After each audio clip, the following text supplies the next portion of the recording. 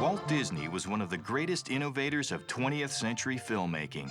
Whenever his artists faced a technical challenge or attempted something that had never been done before, Walt and his engineers invented a solution, like the multi-plane camera in the 1930s for creating depth and three-dimensional effects. Or they would adapt existing technology to their own needs, like the Xerox process in the 1960s, which simplified the ink and paint stages of production.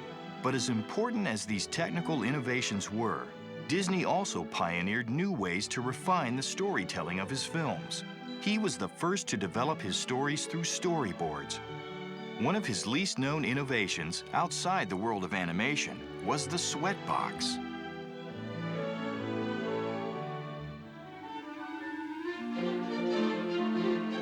The Sweatbox got its name from the original small projection rooms in the Hyperion studio, where Walt Disney and his animators and directors could review animated footage, dailies, or story reels on a film in production.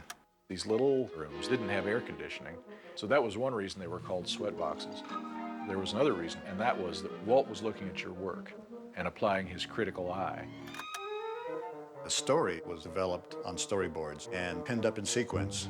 Once the storyboard was approved, each individual sketch could be removed from the board and photographed. When Disney first started cutting together story reels, he used to shoot them on a Leica camera. And so the running story reel became known as a Leica reel. They might have a rough soundtrack of music or actors' voices. Sometimes the story guys might do the voices themselves. And Walt and his animators and directors would sit in the Sweatbox and watch the movie. Now, the movie is not actually a moving motion picture. It's just a series of still drawings in sequence. But you still get a sense of the pace of the film. Morning, fellas. Hi, Walt. I can only imagine what it must have been like for the lights to go down, the projector beam to come up, know that Walt is sitting in the front row with the one eyebrow arched and looking at your scenes rolling by. Walt was so smart about so many things back then. He had a stenographer take notes at those Sweatbox sessions. The Sweatbox notes still exist today. We can see what Walt was saying and what the animators said back to him, and it's fascinating to actually be able to relive that history. Let's roll sequence 10.1.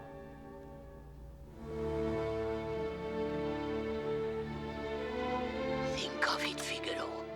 Outside is an ocean full of fish, and here we sit starving to death.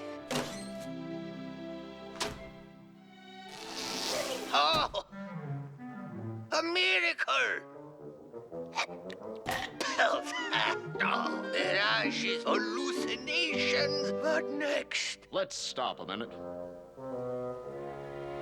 Well, boys, what do you think? I sure like that rope coming down. That works good. You don't think we should have the rope dissolve into sausages? They are right there, aren't they? We cut, and it's sausages. He picks them up, and it's immediately rope. I like the rope coming down, hitting him on the head.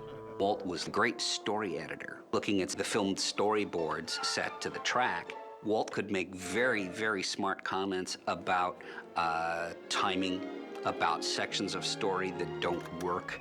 Where Geppetto points his finger, how about a bigger shot? Do you think so? It's wrist and hand. You want to see the kitten with the finger right on him. You know it's Geppetto.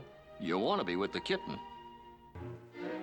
Walt, he was a perfectionist, and he would analyze and assess every action. He would find a way to improve it until it was perfect in his mind. He had very particular ideas, and he had no problem with making sure that people knew what he wanted. Walt was very, very precise when he looked at pencil tests, and he would make notes, and people would be kind of quaking in their boots. Get Pinocchio always pushing through that water. It gives a nice effect.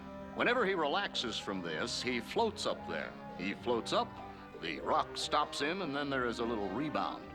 When he turns around, Pinocchio would sort of pull himself in the water. All our walking should be slow motion. He's got a weight behind him, and there is the water also holding him back. A lot of time, Walt would use it to kind of spur people to the next level. I remember this story about Bill Teitla. He'd look at it and he'd go, Well, for anybody else, that's a good enough scene. But for Bill Teitla, I don't know. And, of course, Bill would walk away crushed and try even harder, you know, to make it a great scene that Walt would like. I recall being in a session where Walt Disney was grilling his director on why did that happen, and why did you do this, and why didn't you do that. Walt had certain things he expected to see, and if he didn't see it, then he was going to ask why not. And so you better have an answer ready. Well, can't please everybody. The Sweatbox process was the heart of refining every scene in the film. When you look at Pinocchio, those scenes are not animated so much as they are reanimated. There's nothing that got to the screen exactly as it was done the first time.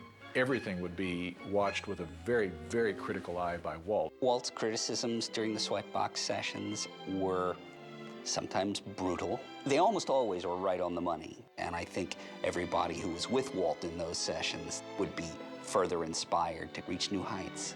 Sweatboxing still works. It's still how we build a film, how we create a film. It's just part of that marvelous, magical process of animation.